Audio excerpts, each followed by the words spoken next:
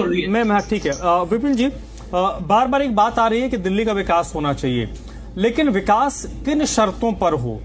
आपने बहुत ज्यादा विकास कर लिया,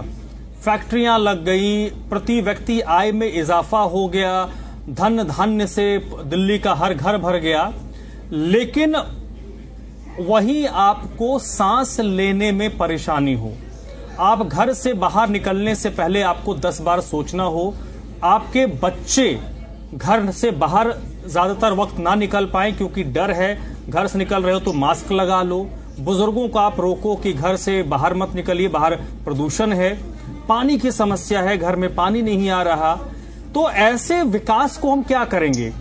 दूसरा पक्ष यह है कि यह भी एक सच्चाई है कि प्रदूषण की, अभी चर्चा में बात आई थी कि प्रदूषण की समस्या सिर्फ दिल्ली की नहीं है, देश भर की समस्या है, टियर 2 टियर 3 शहरों की भी तो बुरे हाल हैं। लेकिन देश की राजधानी दिल्ली की जब हम बात करते हैं तो ये देश की राजधानी है, यहां पर दुनिया भर से डेलीगेट्स आते हैं। आजकल तो सोशल मीडिया का दौर है, ये जो यूट्यूबर्स हैं दुनिया भर से जो एक्सप्लोर करते हैं, वो घूमते हैं, वो दिल्ली की सड़कों पर आपको दिख जाएंगे।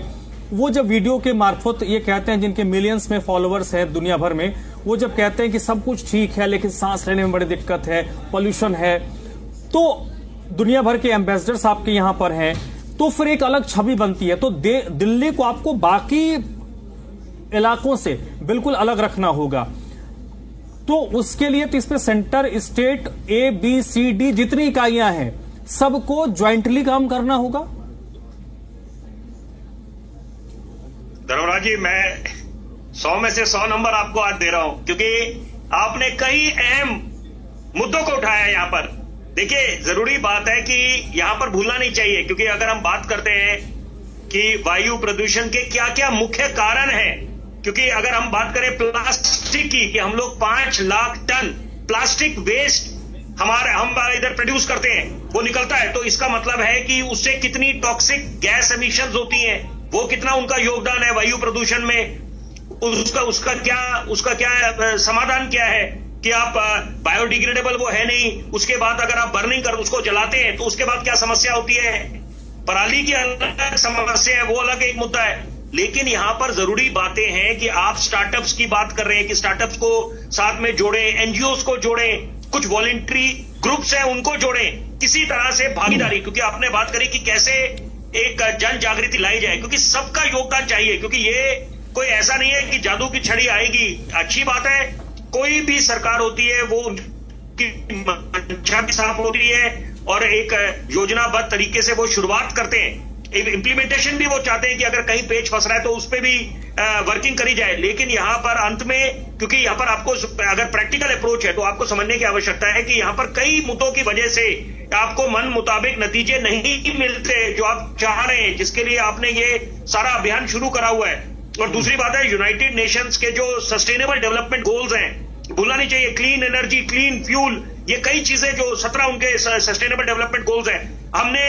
एक उदाहरण दूंगा मैं, उत्तराखंड में जब बाढ़ आई थी और आंकलन करा गया, मैंने पहले भी इस बात का जिक्र करा है, जब आंकलन करा गया तो ये पाया गया, बड़ी अहम बात, कि 50% जो क्षति हुई थी उससे बचा जा सकता था, बशर्ते, क्योंकि देखिए जो नेचुरल डिजास्टर है वो नेचुरल है, लेकिन जो मैन मेड, जो एक आदमी ने, एक इंसान ने वहां पर जो चीजें कॉन्क्रीट स्ट्रक्चर्स खड़े कर रखे हैं पहाड़ों में, तो उसके कारण भी उसका योगदान था। तो इसका मतलब है कई ऐसे कारण हैं। मैं सरल से 2 सवाल जरूर उठाऊंगा, क्योंकि सरकार से ही सवाल पूछे जाते हैं। गुप्ता जी बड़े सुलझे हुए वरिष्ठ प्रवक्ता हैं भाजपा के।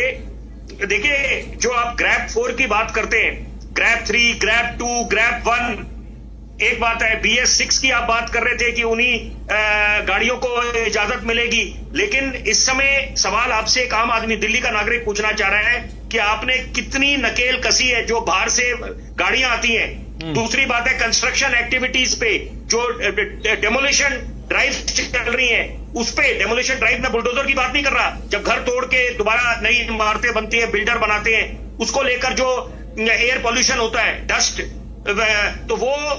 उस पे आपने क्या नकेल कसी है इस समय, क्योंकि ये ऐसा नहीं है कि जब सर पे आएगी तभी आप ये सारी योजनाएं लागू करेंगे। ऑड इवन की योजना आम आदमी पार्टी ने लागू करी, शुरुआत में दिक्कत आई एक आम आदमी को तो यहाँ पर कोई अछूता नहीं है उससे। लेकिन वहां पर अगर कोई भी नया योजना आती है, इनिशिएटिव आता है, रिफॉर्म आता है, शुरुआत में टीदिंग प्रॉब्लम्स होती है, दिक्कत आती है, लेकिन आप फिर समझते हैं कि अंत में एक लॉन्ग टर्म में आप ही का इसमें बेनिफिट है। तो यहाँ पर फिर वो रेड लाइट पे आप गाड़ियां बंद करें। तो ऐसी ऐसी चीजें मुझे लगता है कि अब